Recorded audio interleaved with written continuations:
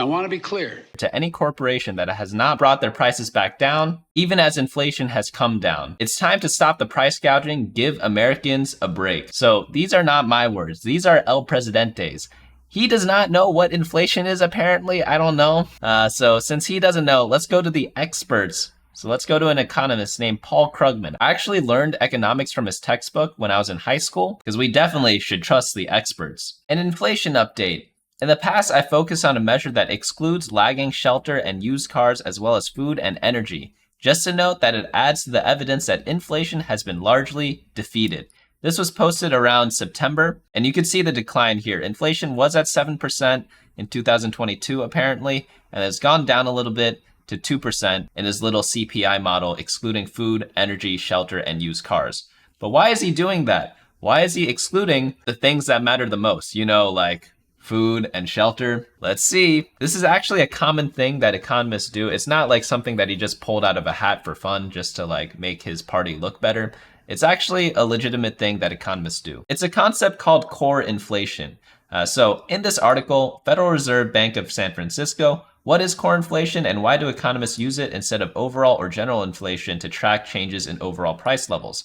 Essentially, food and energy prices are very volatile, so they don't like looking at them in the short term because it doesn't always give the most accurate picture because there's like a lot of noise going on there. However, in the long run, I think it's probably like a decent measure, you know, because in the long run, these little price fluctuations from all this volatility kind of average out over time. Or maybe they could use like a trailing metric to kind of add to that number. There are workarounds to this, so I don't really get why they are so focused on just flat out excluding them. Also, let's not forget the fact that some people have this conspiracy that the government is underreporting inflation all the time. I'm not even including that in this whole scenario. However, economists are really out of touch with society because you can't just post a tweet that say, hey, inflation's actually going down. It's actually been defeated, except for everything that matters to the common person. If we look at like Maslow's hierarchy of needs or whatever, what's at the bottom? What's like the most important? It's like food and shelter. And energy is a big part of that. And then after that, probably cars help for like everything else after that because transportation, super duper important, especially in America where we are literally a country built on cars. We do not have great train systems.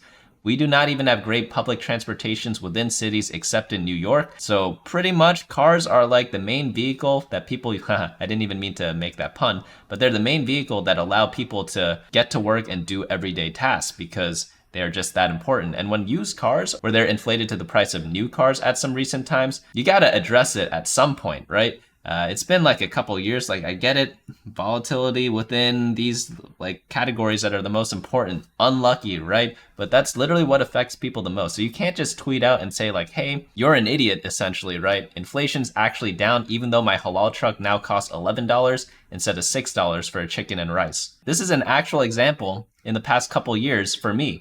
Like my halal truck essentially doubled in price for no reason. Well, there is a reason. It's this stupid inflation bullcrap. So back to Biden, because Krugman, while I think he's like misguiding people, he's not technically wrong by using that metric because it is a legitimate thing. This article is from 2004, so there's not even any like recency bias to kind of like support this whole spiel that economists are kind of thinking. But back to Biden, he literally just doesn't know what inflation is. Obviously, it's not him tweeting. I don't think he actually posts his tweets. It's definitely some staffer or some intern, but that's even scarier. That means the staffer who wrote the tweet, who probably got it approved from a bunch of people, all thought it was a good idea to just lie to people. And that is just completely ridiculous. And this is not a party attack. This is not a political video. This is simply calling out the fact that the president's account just tweeted something that's complete nonsense, and he needs to be called out because he's the most powerful person in the world right now. So here's why, despite inflation going down, doesn't actually make prices go down. So inflation makes prices go up. So if something grows at 8% and then all of a sudden it starts growing at 3%, it's still going up. It's not rocket science. It's literally basic mathematics that we're talking about here.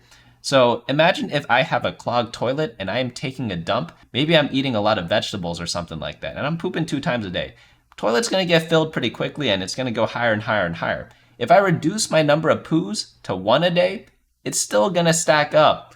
Like, obviously, I don't want them to start flushing the toilet in this messed up analogy because deflation is also bad. I don't want to like deflate things either because that introduces a whole host of other problems. But what I'm trying to say is you have to understand what inflation is. You don't just magically drop prices just because you're at 3% instead of 8%. That's not how it works. Prices are still going up and they'll keep getting higher and higher. And that's part of the reason why inflation is so terrible, because once it's up, you can't really bring it back down in a reliable way. So you want to try to have as few high inflationary periods as possible to try to avoid this. It's really not rocket science, but again, these people in Washington, they just like on all parties, all these people, they just don't know what to do in a lot of cases, in my opinion. Obviously, I'm not a politician, not trying to run, not trying to make this a political video, but if you study political science for like most of your life, you're not going to know these things. And even if you study economics, well, here's what Peter Lynch has to say about that. I've always said if you spend 13 minutes a year on economics, you've wasted 10 minutes. So am I supposed to trust Paul Krugman or am I supposed to trust Warren Buffett when it comes to money? I think I'm going to lean more towards Warren Buffett because he seems to be correct on a lot more things compared to this Nobel Prize winner. One thing that a lot of economists do is they just sit in an office somewhere, a nice AC office with their awards hanging on the walls, and then they have just a bunch of PhD students and they just do a bunch of research together. They probably don't even do that much research. It's probably mainly just a PhD students, and then they slap their name on it and approve different projects that they kind of go into. They also get a lot of funding from the government sometimes, so maybe there's a little conflict. I'm not saying Krugman did it. I don't know that much about the guy, apart from him writing the economics book that I learned about in high school. But a lot of times, a lot of these studies are funded from the government in some way or another.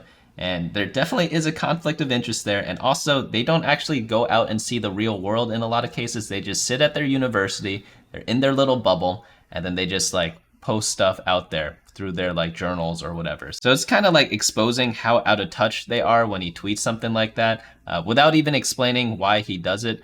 He could even say like, yeah, it might not make sense on the surface, but this is what we use throughout the years. Long ago, it's not just me doing it today, and we do it because of the volatility. And here's what it looks like without the volatility, here's what it looks like with the volatility, and here's what it looks like with the volatility adjusted a little bit. You could do something like that, but maybe that's too much work for someone as esteemed as that guy who's sitting in his office somewhere at a university. Back to Biden though. Maybe there is a way to kind of fix this inflation or even prevent it from happening in the first place. I don't know. Maybe there's one product or one commodity that affects the pricing of every single industry in the world.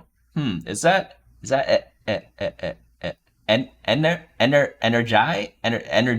energy? Oh, I think it is energy. Maybe there are some ways to lower the prices of energy, but a lot of people don't like those methods because of other reasons. But there is a way to do it. So if we really cared about lowering inflation, there's a very simple solution. I don't want to be that guy. I'm not saying I support it. I'm not saying I'm against it. I'm just saying that the solution does exist. There's also a lot of other energy options that are very underfunded and underexplored for really random reasons, but we're not going to get into that today. It's something I am pretty passionate about, but anything I say won't affect any policy and therefore won't affect my day-to-day life. So I try to stay away from politics as much as I can. But if you see something completely stupid, like the president tweeting out something that's just factually wrong, you have to call it out, right? But this goes again for like both sides. There are ways to like lower energy costs and they seem pretty straightforward. Maybe they are risky, but in the long run, it probably is a good thing to do that. But it takes time for the government to actually make changes. It's like how a lot of government processes were on like pen and paper for like years, even though like computers have existed for so long. But they don't adopt things till much, much later. So it's one of the issues with the government, but we don't really have any control over it. So we should just focus mainly on our own lives. There's actually the story, I was sitting first class one time because I got upgraded randomly.